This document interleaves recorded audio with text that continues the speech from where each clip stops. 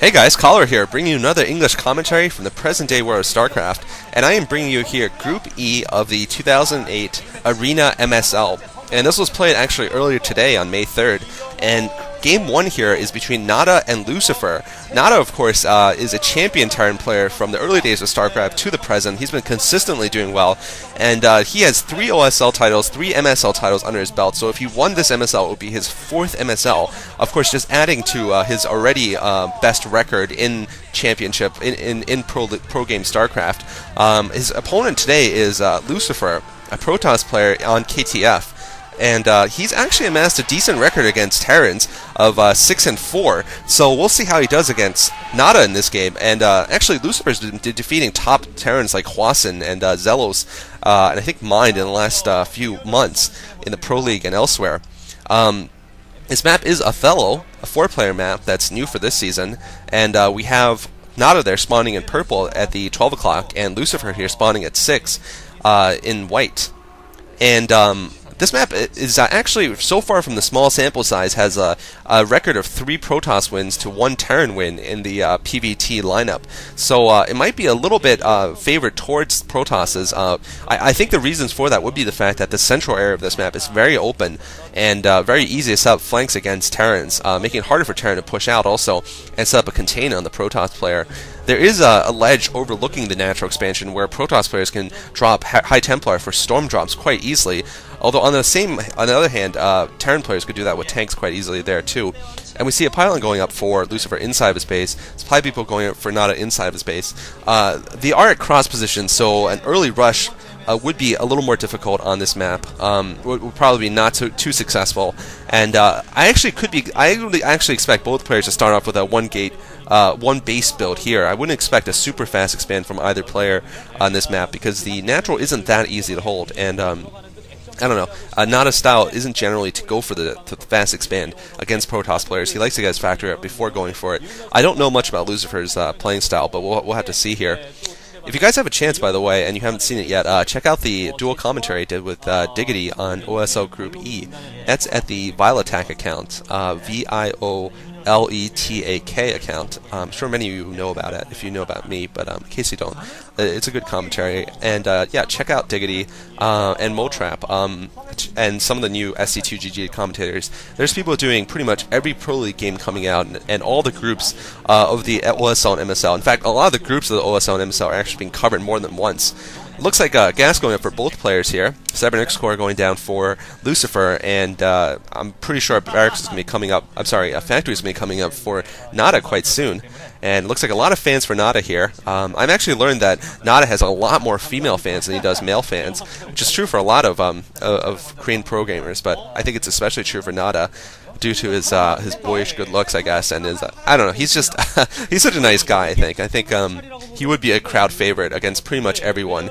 I can't think of another player who would be as much of a crowd favorite except for perhaps Boxer or a player like that. Looks like a probe harassing Nada here, and looks like Lucifer sent a probe to the center of the map there. Perhaps he's thinking about setting up a hidden building there, and once again, we could be seeing something as we saw in the OSL group, the Group E. We could be seeing a proxy robotics facility in the center of the map here, and perhaps going for some quick Reaver drops.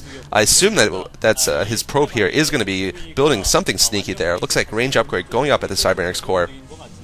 And so far, still just one gateway, and no other tech buildings visible, so I do assume something like it's going to happen. But Nada is going to actually spot this, or rather he's going to spot the lack of buildings inside of Lucifer's main, and he's going to suspect something if Lucifer doesn't put something up immediately inside of his main. And it looks like he's a little indecisive about where to place his pylon here. He needs to place it if he is going to be going for some kind of cheese. It looks like Nada has escaped to that ridge I was telling you about. It's not accessible from the main base by large units because of that artifact blocking it. I think only small units can get through, and it looks like a pylon is hidden on the right side here by Lucifer. Nada will have to suspect something is up though, because he saw that there was no natural expansion being put up, and there was just nothing else going on there. There's no other tech buildings or gateways, so nothing else would make sense. We'll see how Nada responds to it. Looks like Nada's gotten his machine shop up. We'll see if he decides to go for a 2-factory build here and push off from one base, or if he decides to go for his fast expand anyway now. Or not fast expand, but I guess expansion at this point. Looks like Citadel of Adun going out for Lucifer inside of his base, so we're going to see a DT rush here, and we're seeing a pylon here, so perhaps a proxy gateway is going to be placed at that position. It could be really interesting here. It is very close to Nada's base, of course.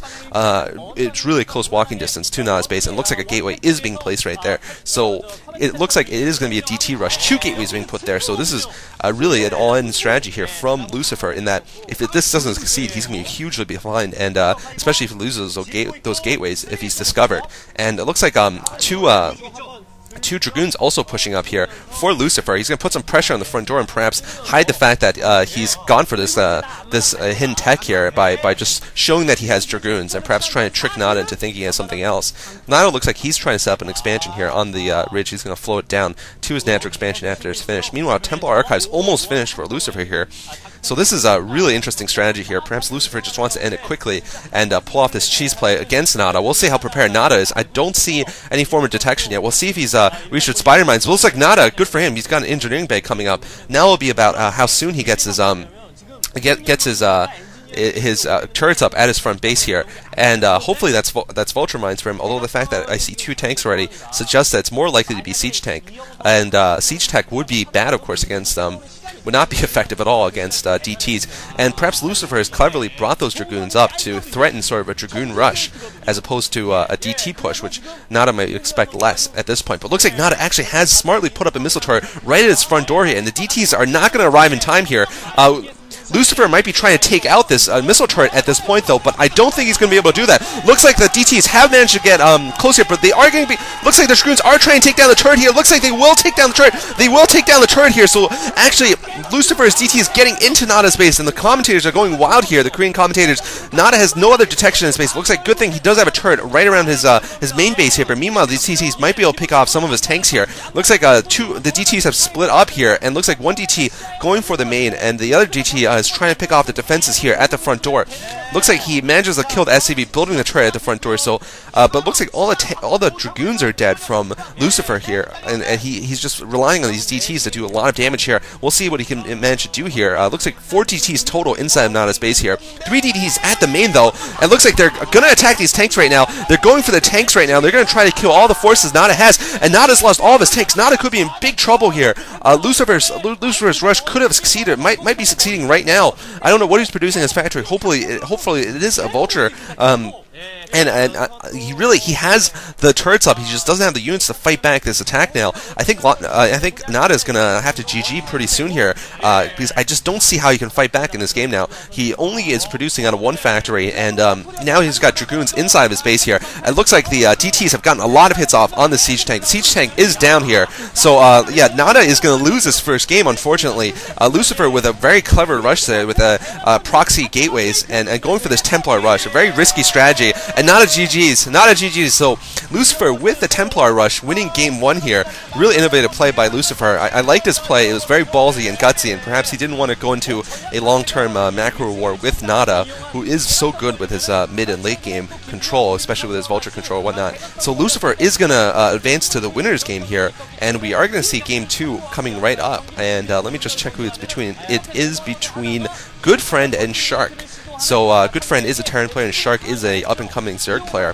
Hope you guys enjoyed this commentary, guys. If you get a chance, check out sc2gg.com, and yeah, check out some of the commentators there. We have almost every game that's coming up being casted in English. So thanks for watching, guys. This is Caller.